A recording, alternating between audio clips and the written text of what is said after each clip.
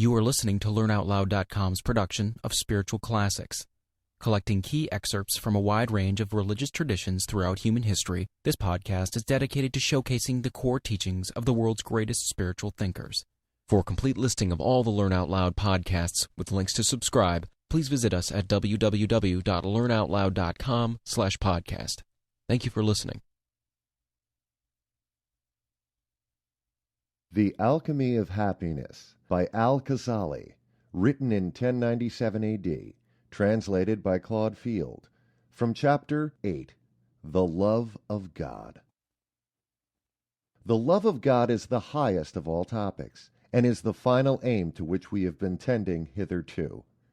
We have spoken of spiritual dangers as they hinder the love of God in a man's heart, and we have spoken of various good qualities as being the necessary preliminaries to it.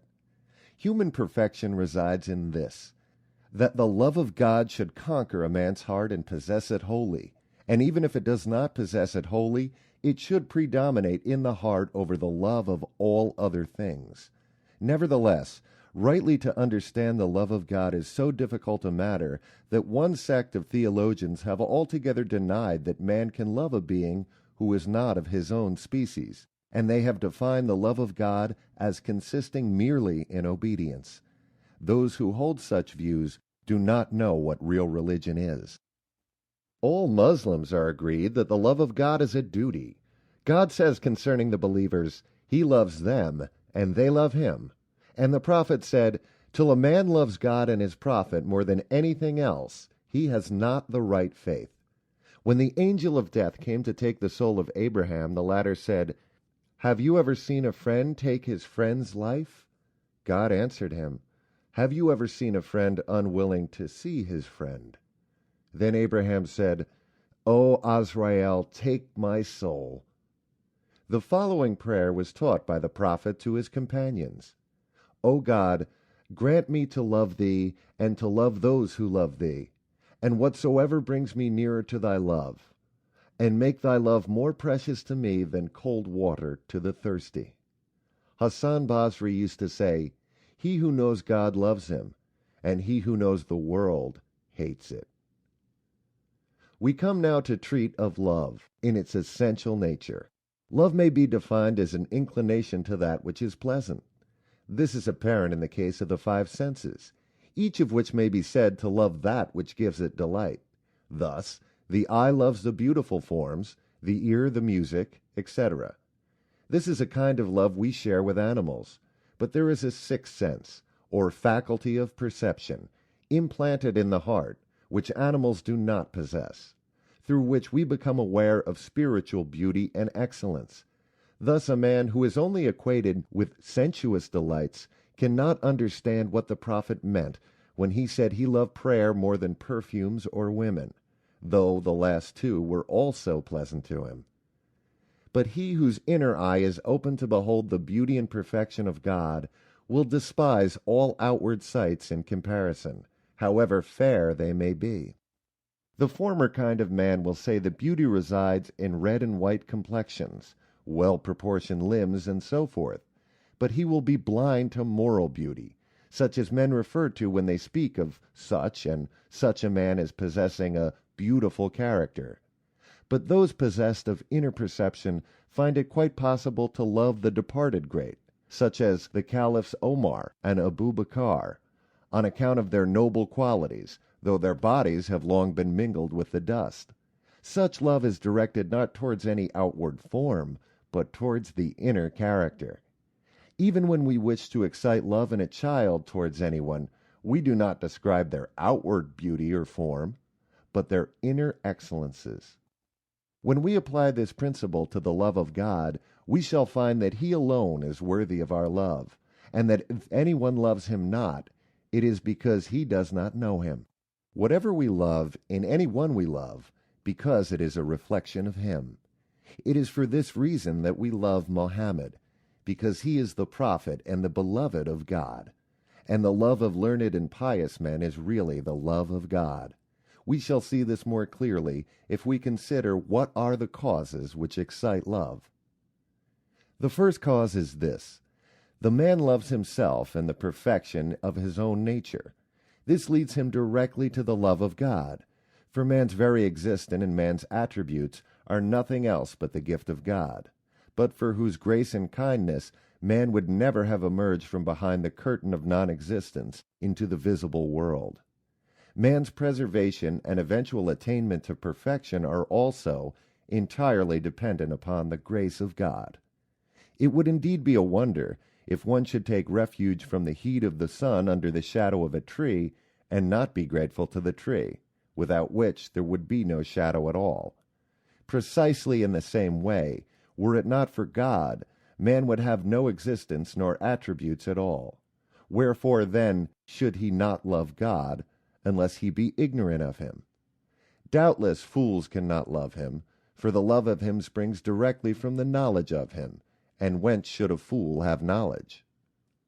The second cause of this love is that man loves his benefactor, and in truth his only benefactor is God, for whatever kindness he receives from any fellow creature is due to the immediate instigation of God. Whatever motive may have prompted the kindness he receives from another, whether the desire to gain religious merit or a good name, God is the agent who set that motive to work. The third cause is the love that is aroused by contemplation of the attributes of God, his power and wisdom, of which human power and wisdom are all but the feeblest reflections. This love is akin to that we feel to the great and good men of the past, such as the Imam Malik and the Imam Shafi, though we never expect to receive any personal benefits from them, and is therefore a more disinterested kind of love. God said to the prophet David, "That servant is dearest to me, who does not seek me from fear of punishment or hope of reward, but to pay the debt due to my deity." And in the Psalms it is written, "Who is a greater transgressor than he who worships me from fear of hell or hope of heaven? If I had created neither, should I not have deserved to be worshipped?" The fourth cause of this love is the affinity between man and God, which is referred to in the saying of the prophet, "Verily God created man in his own likeness." Furthermore, God has said, "My servant seeks proximity to me, that I may make him my friend. And when I have made him my friend, I become his ear, his eye, his tongue." Again, God said to Moses, "I was sick, and thou didst not visit me." Moses replied, "O God, thou art Lord of heaven and earth. How couldst thou be sick?" God said, "A certain servant of mine was sick. Hadst thou visited him, thou wouldst have visited me." This is a somewhat dangerous topic to dwell upon, and it is beyond the understanding of common people, and even intelligent men have stumbled in treating of it, and come to believe in incarnation and union with God.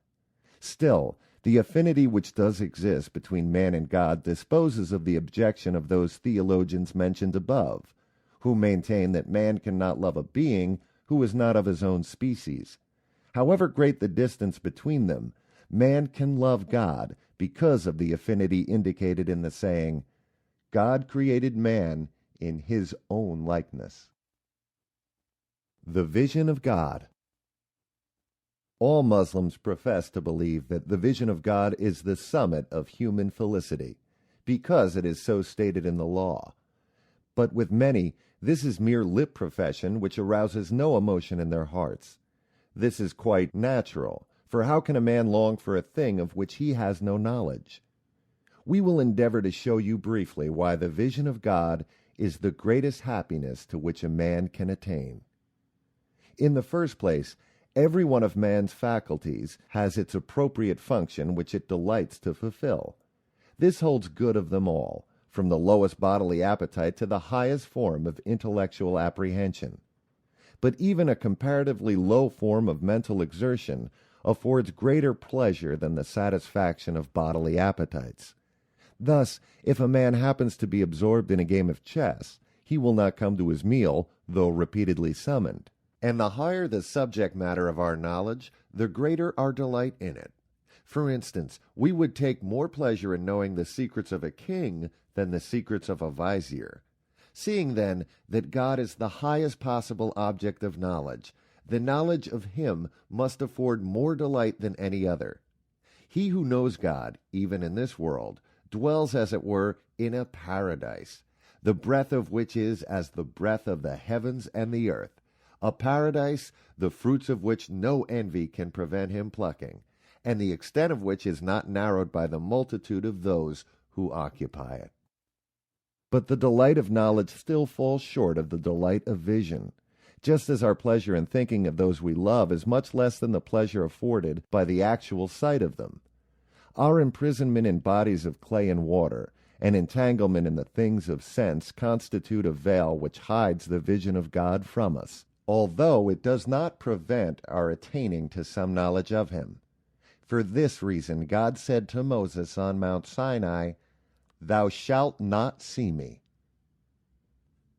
The truth of the matter is this, that just as the seed of man becomes a man, and a buried date stone becomes a palm tree, so the knowledge of God acquired on earth will in the next world change into the vision of God, and he who has never learnt the knowledge will never have the vision. This vision will not be shared alike by all who know, but their discernment of it will vary exactly as their knowledge. God is one, but he will be seen in many different ways, just as one's object is reflected in different ways by different mirrors, some showing it straight and some distorted, some clearly and some dimly. A mirror may be so crooked as to make even a beautiful form appear misshapen, and a man may carry into the next world a heart so dark and distorted that the sight of which will be a source of peace and joy to others will be to him a source of misery. He, in whose heart the love of God has prevailed over all else, will derive more joy from this vision than he in whose heart it has not so prevailed.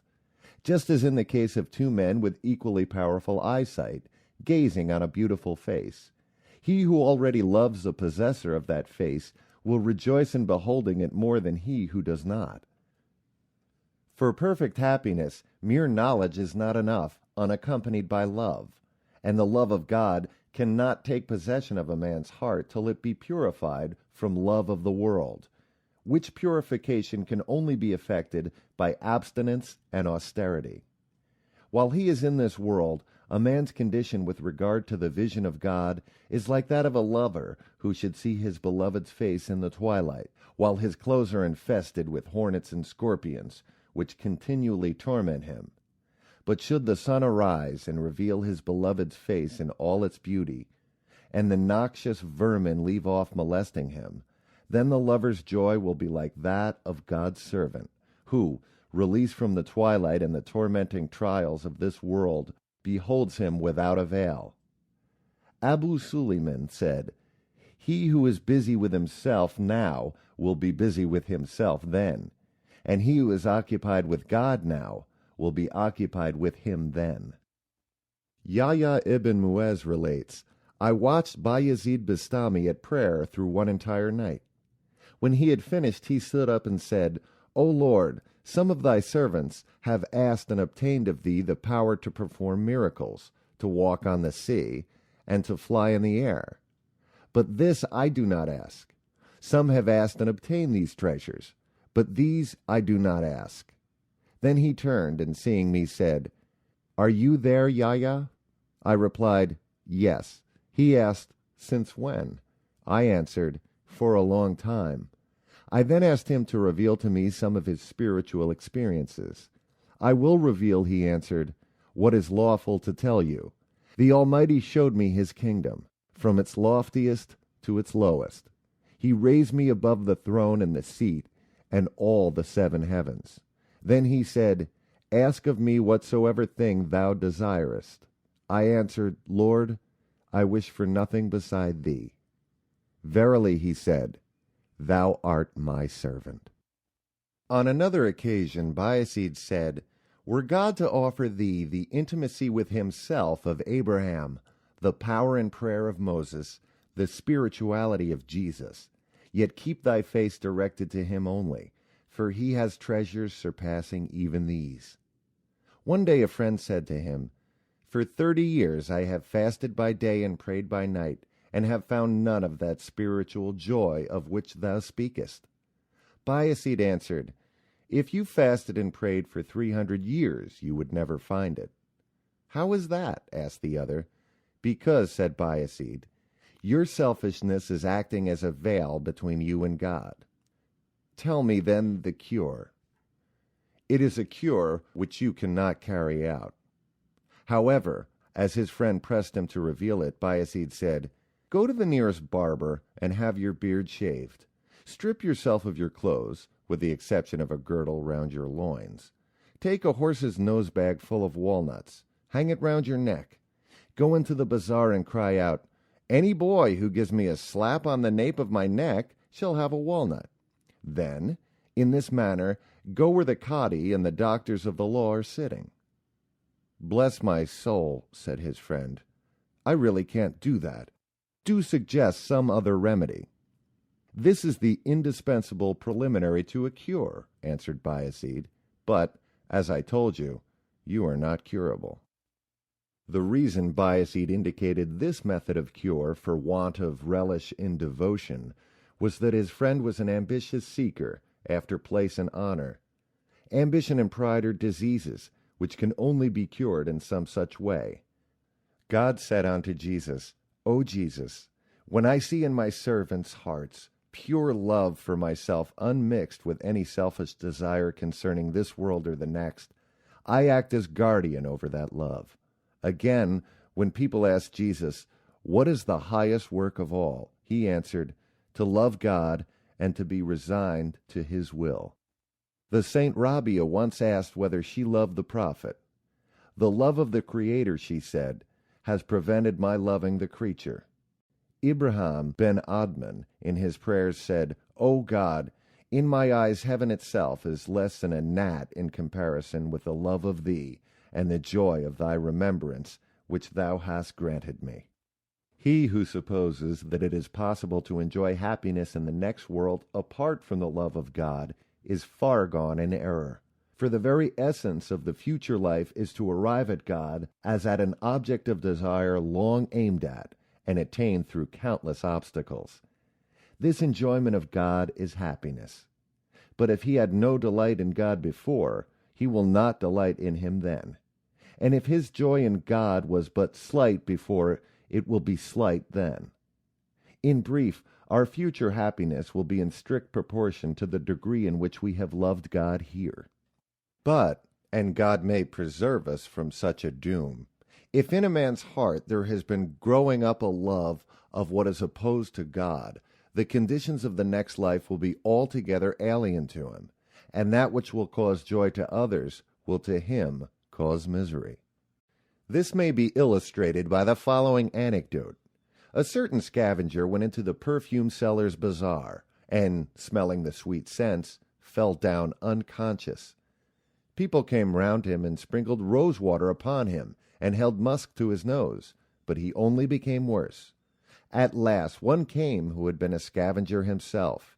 He held a little filth under the man's nose, and he revived instantly, exclaiming, with a sigh of satisfaction, "Ah, this is perfume indeed." Thus, in the next life, a worldling will no longer find the filthy lucre and the filthy pleasures of the world. The spiritual joys of that world will be altogether alien to him, and but increase his wretchedness. For the next world is a world of spirit, and of the manifestation of the beauty of God. Happy is that man who has aimed at and acquired affinity with it. All austerities, devotions, studies have the acquirement of that affinity for their aim, and that affinity is love. This is the meaning of that saying of the Koran, "He who has purified his soul is happy." Sins and lusts directly oppose the attainment of this affinity. Therefore the Koran goes on to say, "And he who has corrupted his soul is miserable." Those who are gifted with spiritual insight have really grasped this truth as a fact of experience, and not merely traditional maxim. Their clear perception of it leads them to the conviction that he by whom it was spoken was a prophet indeed, just as a man who has studied medicine knows when he is listening to a physician. This is a kind of certainty which requires no support from miracles, such as the conversion of a rod into a snake. the credit of which may be shaken by apparently equal extraordinary miracles performed by magicians. The signs of the love of God. Many claim to love God, but each should examine himself as to the genuineness of the love which he professes. The first test is this: he should not dislike the thought of death, for no friend shrinks from going to see a friend. The prophet said, "Whoever wishes to see God, God wishes to see him." It is true a sincere lover of God may shrink from the thought of death coming before he has finished his preparation for the next world, but if he is sincere, he will be diligent in making such preparation. The second test of sincerity is that a man should be willing to sacrifice his will to God's, should cleave to what brings him nearer to God, and should shun what places him at a distance from God. The fact of a man sinning is no proof that he does not love God at all, but it proves that he does not love him with his whole heart. The Saint Fudhel said to a certain man, "If anyone asks you whether you love God, keep silent. For if you say, 'I do not love him,' you are an infidel. And if you say, 'I do,' your deeds contradict you." The third test is that the remembrance of God should always remain fresh in a man's heart without effort. For what a man loves, he constantly remembers. And if his love is perfect, he never forgets it. It is possible, however, that while the love of God does not take the first place in a man's heart, the love of God may. For love is one thing, and the love of love another. The fourth test is that he will love the Koran, which is the word of God, and Muhammad, who is the prophet of God. If his love is really strong, he will love all men, for all are God's servants. Nay, his love will embrace the whole creation. For he who loves any one loves the works he composes and his handwriting. The fifth test is this: he will be covetous of retirement and privacy for purposes of devotion. He will long for the approach of night, so that he may hold intercourse with his friend without let or hindrance. If he prefers conversation by day and sleep at night to such retirement, then his love is imperfect. God said to David, "Be not too intimate with men, for two kinds of persons are excluded from my presence: those who are earnest in seeking reward and slack when they obtain it, and those who prefer their thoughts to the remembrance of me. The sign of my displeasure is that I leave such to themselves." In truth, if the love of God really take possession of the heart, all other love is excluded.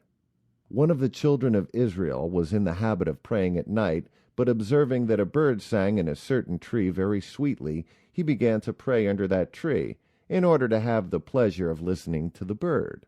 God told David to go and say to him, "Thou hast mingled the love of the melodious bird with the love of me. Thy rank among the saints is lowered."